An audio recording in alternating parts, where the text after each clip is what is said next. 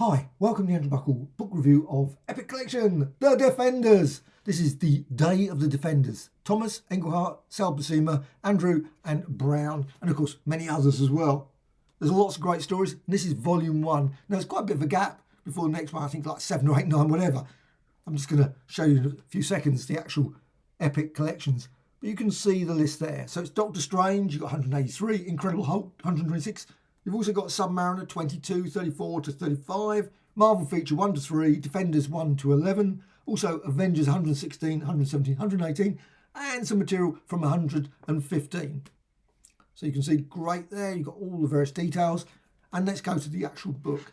Now, the Omnibus edition probably covers much the same material as well, obviously with some additional. Also, you've got a lot of overlaps. If you've got Doctor Strange, you've got the Avengers, you're going to obviously read these stories many times before. Now, the list for these epics just gets sillier and sillier. It really just gets... I mean, there's nothing wrong with it, of course, but it just... At some point, I'm certain it's going to be really microscopic or it's going to cover 3 or 4 pages. They just can't continue to go with this approach, trying to cram more and more because it just gets smaller and smaller. You've got Volume 1, then Volume 6, 7, 8 and 9. Now, I don't know if that goes all the way through to the end of the Defenders. I haven't bought them, so I have no idea about the last of the Defenders ones. Still, I think they're probably out of print now as well. I don't know. But there's so many great ones of these epics.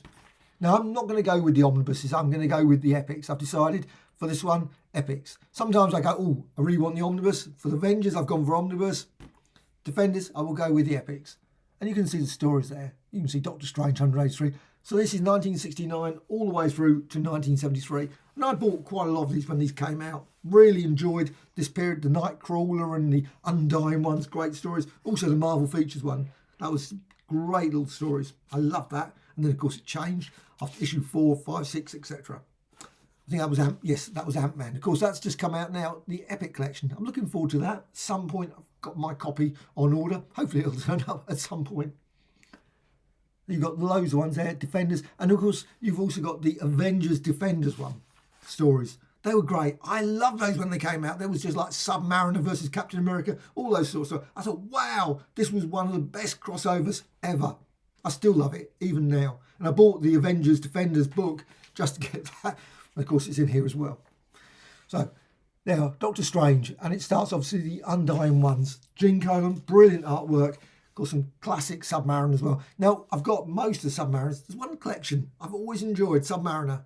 And I've virtually picked up, not all, but I've got a good 60-70% of the Submariners now. So I'm just filling in the gaps of some of the stories. But it's just absolute great stories. Love that. The Undying ones. I always sort of assumed H.P. Lovecraft sort of feel, maybe R.E. Howard, I don't know. But that sort of thing. Now, this one, I think, is just really great artwork as well. I love that one. That's Sal Buscema. Sal Buscema is just one of those artists that, at the time, I remember really obviously liking John Buscema. And Sal Buscema, I was sort of, I'm not so keen on. But now, I think his artwork is really, really good. It's always a way, isn't it? You sort of change your mind later on. But this one, Titans 3, in many ways, that probably was the early name for the Defenders. Obviously, it just didn't stick because obviously just after a while you end up with thousands. But of course you've got the Teen Titans, so you got Titans 3 in this case. But of course it did get a bit silly because then you ended up with, of course you got Hulk, Silver Surfer and Submariner. In this one you haven't of course got Doctor Strange. So there's obviously at that point was still 3. But initially it was sort of 3 characters and that was it. And of course it's a great Avengers story. I love this one. Obviously Goliath, Thor and Iron Man was in the story. But then my favourite, one of my favourites only, Marvel Feature, I've got this issue, presents the Defenders. This is issue 1 and it's a 25-cent one. It's got a load of great stories, the origins of the Defenders. Obviously not the origins of all the characters, the Hulk, etc., but the Defenders. And you got the 3 of them, Titans 3 as they were called.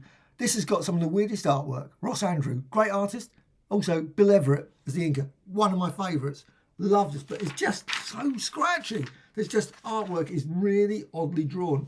But the story does continue on into Defenders issue 5, which is a favourite issue of mine because it was my first Defenders comic I bought. But it's a good story. I like the next story as well. You've got another story here where Doctor Strange comes back and finds that someone has taken his place. And it's not Dormammu. It could be Dormammu. It could be someone else. But it's not that one. But the next story, issue 2, is Dormammu. And that's just a great one. Image of Dormammu. As you do. Actually, the same artist as well. That's the thing that always amazes me when you look at these. You think, wow, just a change in artist and inker combination. And you've got completely different. This one, let's see. Oh, of course, as always, this is Nightmare on Bald Mountain. It's got Ross Andru and Sal Buscema. You really see the change there, and you can sort of course, see Sal Buscema's work there as well. Just great little story. Also, next one, really good yarn with Zemu, or Zemu. I think that's probably the best way to say it. Marvel feature presents the Defenders, Still Earth's Children. And of course, that character appeared in quite a lot, obviously, the Marvel monster ones back in the early 60s, late 50s. A Titan lurks among us. And you've got the characters obviously all out for account. And of course, the story is just absolutely brilliant. But again, Ross Andru again. And you've got here Bill Everett, though not as scratchy this time around, which is weird. But it's still got that sort of same sort of style, but it's not as unusual. But it's a good little yarn. I did enjoy that when it came out. And then it goes into the next story, I Slay by the Stars. And you've still got the good old undying ones and all those sort of things. Let's see. My name is Necrodamus. Or something like that anyway. Really unusual yarn, that one is. Now, let's just go. And this is Defenders issue 1. Quite an unusual first issue of Defenders 1, but still a really good one. And, of course, we get into the Silver Surfer turns up. Great that they combined him. But, of course, at this point, you've got 4 really major players. I mean, you've really got a powerful team straight away. I mean, I suppose in many ways, a bit like the Avengers when you had Iron Man, Thor, initially, obviously the Hulk, and obviously Ant-Man, or maybe Giant Man, of course, the next issue. I mean, it really sort of swayed the team too much. And you've really got some powerful sort of members in that team.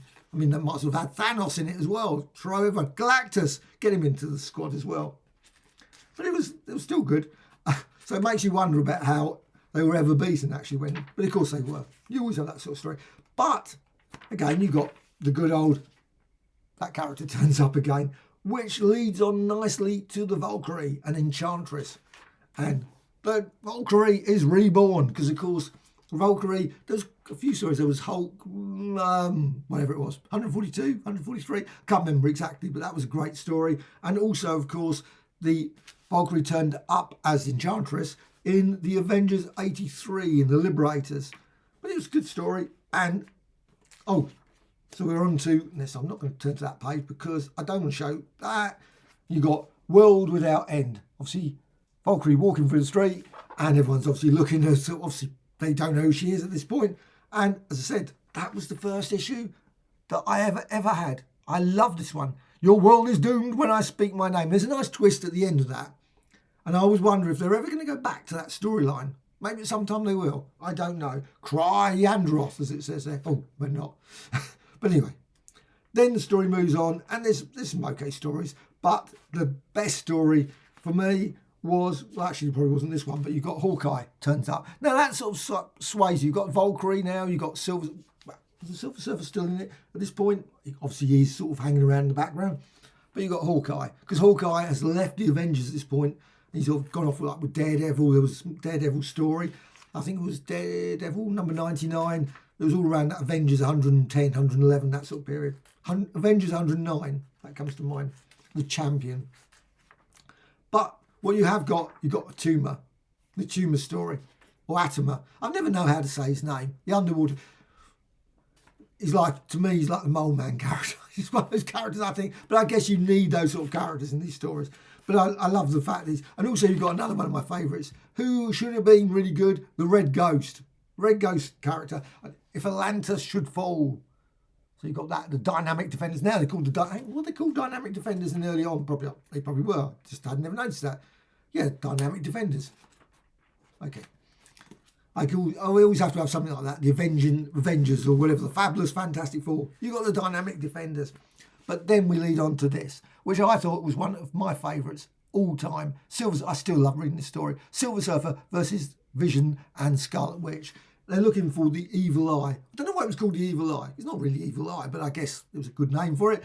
But Prester John, and it was just great. So that story was Fantastic Four, one of the issues with Human Torch and Wyatt Wingfoot. And it was okay. But it continues on here, and of course there's Dormammu and Loki involved. And it's a great combination of characters, Defenders versus... So you've got Hawkeye versus Iron Man. Of course, that's where Hawkeye started. So it's a great way of... As well, yeah, Hawkeye the Archer. I love the way it's put. Hawkeye the Archer. No. But you got the invincible Iron Man. Now, they could have given something like Hawkeye, maybe, you know... I can't think of something you're a fan, but something to sort of give him a bit slightly better name. Of course, got the classic Avengers there, 117. The stories went backwards and forwards between the Defenders and Avengers, which is a great way of doing it because, of course, if you didn't know, Defenders only just come out, so a lot of people probably didn't know who the Defenders were. So I guess you just combine it with the Avengers, which, of course, was obviously, I assume, was a moderately big seller. So you bring out, obviously, the Defenders. I mean, at the time when I bought them, I didn't realise that sort of thing, but... I just bought them anyway. I just thought, wow, that's another story. And of course, it had the classic Hulk versus Thor as well. And of course, that storyline has been done, of course, before in Journey into Mystery, as well as, of course, the Avengers issue 3. They've done it a few times. Hulk versus Thing, Hulk versus Thor. They always have to do these stories. Hulk versus Squirrel Girl, those sort of things. Why not? I'm certain Squirrel Girl, of course, will win. And Dormammu's story was great. I love that one, even though it made no sense. But... that's never an issue. How it can sort of form... I'm not going to say the storyline. But the thing is, they did it all purposely for Black Knight. Of course, Black Knight is a character that's there. Silver Surfer again, a god of Livingstone, back Defenders, etc., etc. And you've got a nice little story, Dark and Stormy Night. A real classic. I really love that. Now, this doesn't come with many extras. In fact, it comes with a very small selection of extras. But... which is a pity. I don't know why. I always find it slightly amazing that the Defenders must have had a lot of advertising at the time. I'm certain they must have appeared in lots of mags. They must have discussed it in the various Stanleys, various bulletins and things. But then they didn't. And also checklists. Why don't they include those? I would love to see the checklists included. But they got, like, obviously a lovely inked page there, which is always good. Another ink page. And, of course, the Valkyrie one there as well. But it would be nice to see at least, I think, 20 pages of bonus material as the bare minimum. For me, I think is the thing with these epics. I mean, you find, especially some stuff, of course, probably people, I don't know, I'm certain if there was Essentials. I can't remember if there must have been an Essential Defenders. I didn't check, but I think it must have been the case. But still, I really, really like this one. I'm pretty happy with this. I'm really looking forward to Volume 2 as well. There were some great stories to come. You obviously, about number 14, 15, there was the Magneto story. Love that one. That was a good one and also the Badoon story and the Guardians of the Galaxy and all that sort of stuff. That was great. And there was other stories. And I will be getting Defenders definitely Volume 2 and obviously Volume 3. I actually stopped buying Defenders by about issue 30 or 40. I can't remember. Again, it's one of those things, there's just so many. You can only buy so many comics, so you just end up, certain ones you trim back. But this one, for these, I got virtually loads of the issues at this time when it came out. I still love this book. Just really, really good. And I'm really pleased I got the Epic Collection. And I will be buying Volume 2 and probably Volume 3. And I'll maybe buy other ones as well. Maybe if I start getting sort of into the stories again, I think, you know what? Great. So Defenders, a really, really good Epic Collection. Only just come out.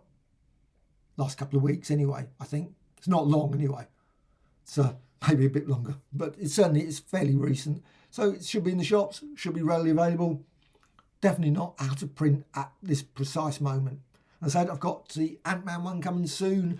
And of course, there's loads of other ones. I noticed there's a new Sergeant Fury one. Finally, yay! Sergeant Fury Volume 2 coming out. And some other ones I thought, ooh, that sounds great. So it's good this series to continue. I'm still hoping that Captain Savage will come out at some point, Volume 1. Surely, or at least that's it. Sorry, Volume 1. That is the only volume. But this one, Defenders, totally recommended.